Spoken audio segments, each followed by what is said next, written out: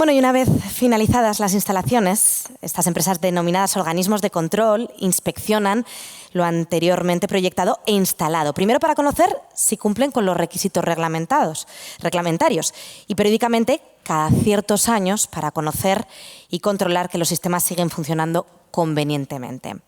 Son entes independientes y que cuentan con acreditación nacional. Tenemos con nosotros a los organismos de control socios de AESIA. Invito a subir a Jorge Elustondo Aizpún, responsable de operaciones en Aragón, La Rioja y Navarra de TÜV Rheinland. Eduardo Peñarrubia Castro, director Aragón Seguridad Industrial, Medio Ambiente, Industria y Construcción de Bureau Veritas. Y Daniel Estevez Ruiz, director delegado de Aragón de OCA Global Inspecciones Reglamentarias. Un aplauso para ellos, por favor.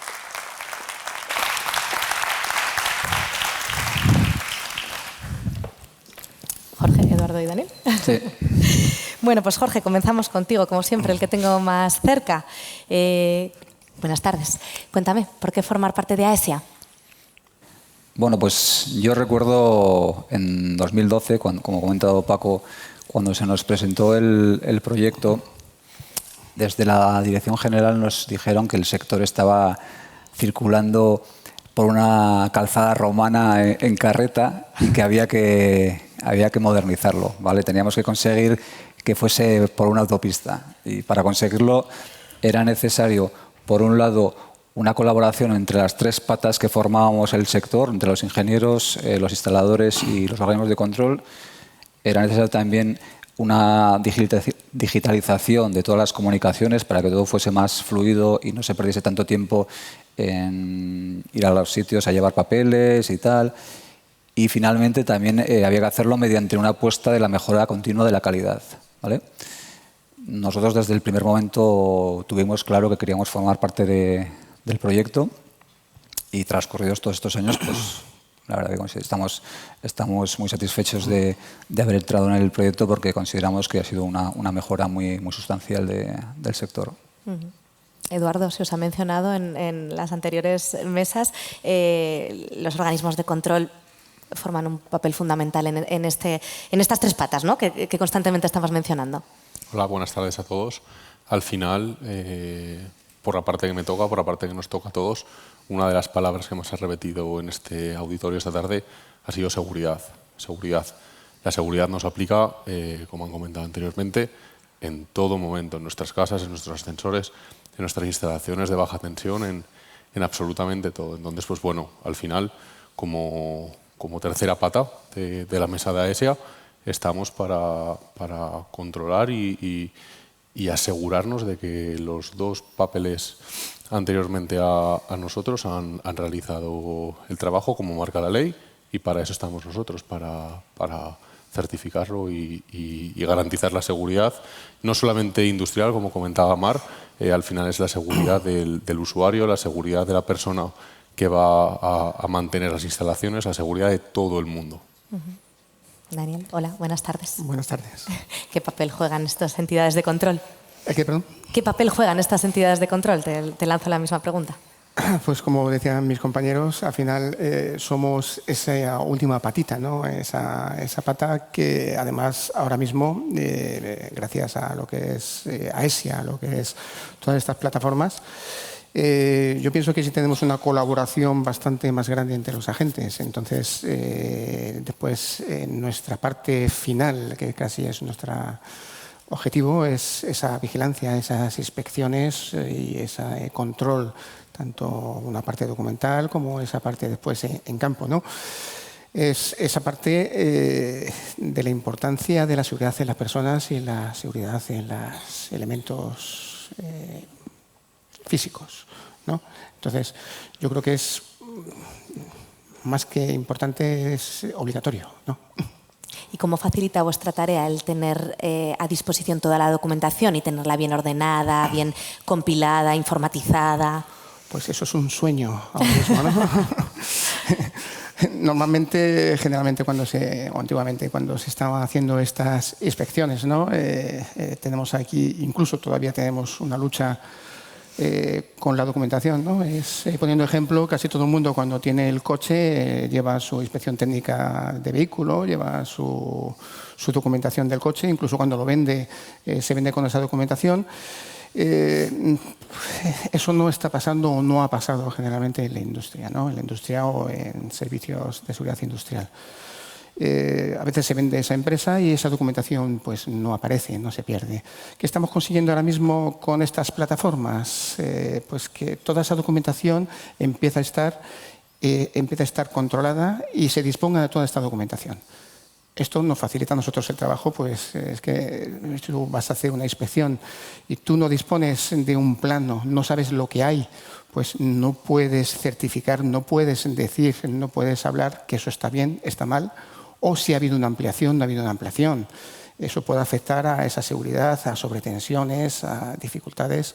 Entonces, es obligatorio, no es que facilite, es que es necesario y es obligatorio. Y ahora mismo, o dentro de unos años, esto se va a conseguir, pues yo creo que al 100%. ¿Entienden las empresas la necesidad de realizar ese trabajo documental, ese trabajo burocrático que en ocasiones, entiendo, se escapa de lo que es sus actuaciones concretas, ¿no? De su especialización, pero que es importantísimo, como nos están contando?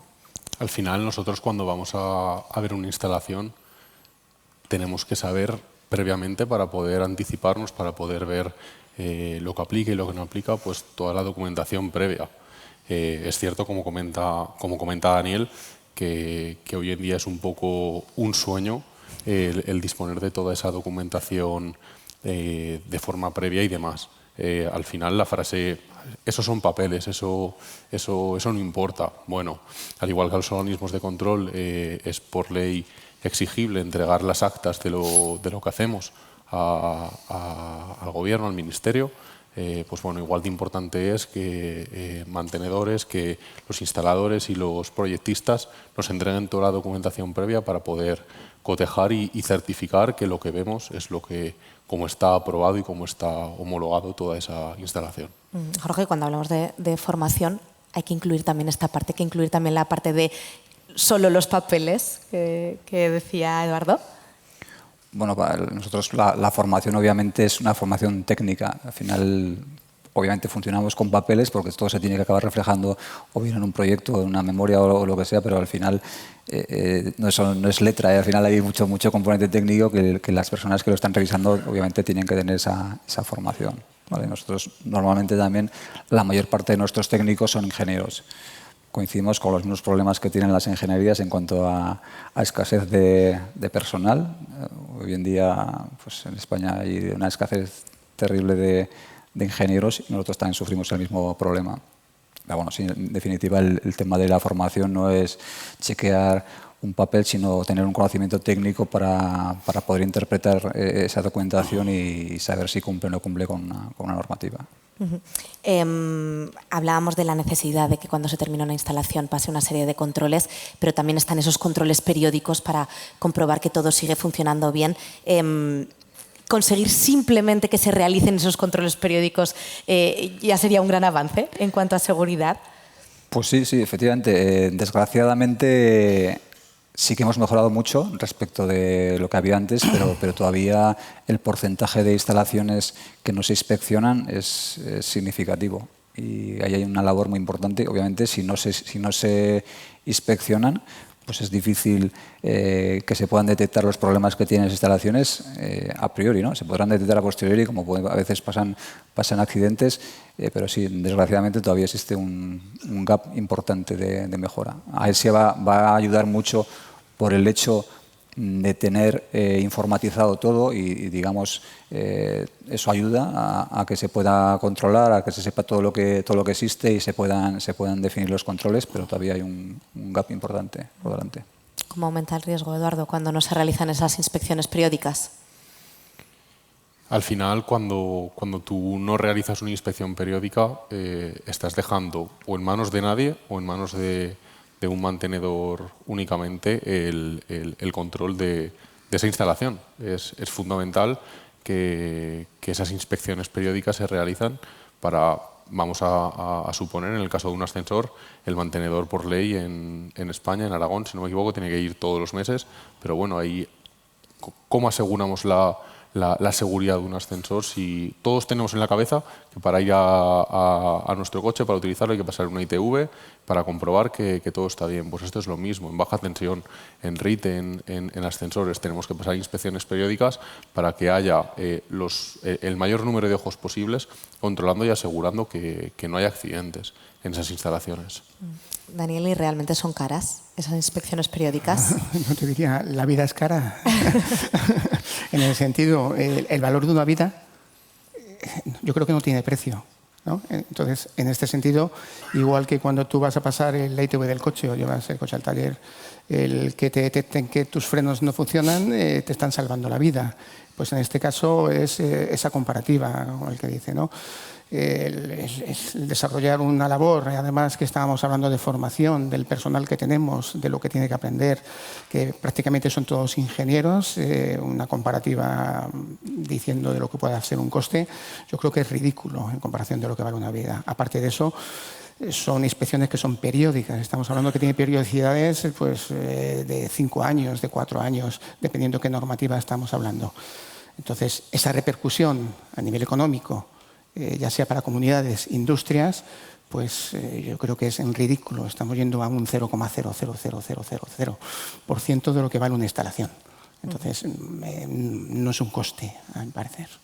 Y entiendo que es más fácil que se realicen esas inspecciones periódicas cuando estamos hablando de grandes organizaciones, del sector industrial, más complicado cuando vamos a pequeñas entidades, incluso a hogares particulares. Bastante más complicado, porque normalmente en una industria eso está organizado, si suele tener un sistema de calidad donde te marca que tienes que tener cierta documentación, y esta documentación son las inspecciones, y muchas veces el particular tiene ese desconocimiento, ¿no? El desconocimiento de la ley, el desconocimiento que tiene que hacerlo. Entonces, por desconocimiento, yo creo que muchas veces no se hacen esas inspecciones. Ya no incluso por el coste, que sí, estamos en la vida del negocio, todo el mundo regatea, ¿no? Pero yo creo que muchas veces es más por ese desconocimiento. A veces tengo que hacer esto o no le doy esa importancia que pueda tener. Eduardo, ¿y cómo conseguimos que no haya ese desconocimiento o que se le dé esa importancia que sí que tiene? Pues bueno, al final visibilidad, concienciar a todos los agentes que al final es obligatorio realizar estas inspecciones periódicas por lo más importante, como comentaba Daniel, las vidas. Nadie sería capaz de poner en un folio el precio de una vida, pero por ese mismo motivo es súper importante realizar este tipo de inspecciones para conseguir que se realicen más y que no haya gente que se quede debajo de la alfombra. Pues bueno, visibilidad y mano dura por parte de administración si procede y implicación de parte de todos los agentes. Hemos mencionado el intrusismo en las anteriores charlas. Claro, el intrusismo se escapa al control. Sí, al final desgraciadamente, el pirata no aflora la instalación hasta que pasa algo. Entonces, bueno, sí que es una dificultad que existe en ese sector, el que afloren este tipo de instalaciones que no están, digamos, que no se conocen. Pero bueno, poco a poco sí que se ve lo que comentábamos antes, que sí que se está haciendo una labor importante de que vaya todo aflorando. La informatización es muy importante también para que todo esto, al final, siempre vas a tener que acabar pasando por la distribuidora o por alguien que te dé un permiso y al final te van a pedir los papeles. Entonces, bueno, al final es una labor poco a poco de ir haciéndolo y que vayan aflorando. Pero bueno, sí que desgraciadamente todavía existe esa dificultad de poder identificar a muchas instalaciones que están sin legalizar.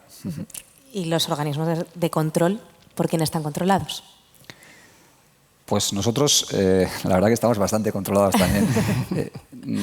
Nosotros somos organismos de control autorizados. Para estar autorizados, primero tienes que tener una acreditación, ¿vale? La acreditación nos la da la Entidad Nacional de Acreditación, ENAC, previa a una auditoría de cumplimiento de la norma 10/2020 y posteriormente, anualmente, también nos hacen auditorías de seguimiento, ¿vale? Digamos que, al igual que los instaladores, necesitamos una habilitación para poder trabajar. Sin esa habilitación no se puede funcionar, lo cual, digamos, tiene la parte positiva de que no tenemos mucho intrusismo, no hay gente que vaya haciendo inspecciones de extranjis porque no, al final tienes que tener esa habilitación.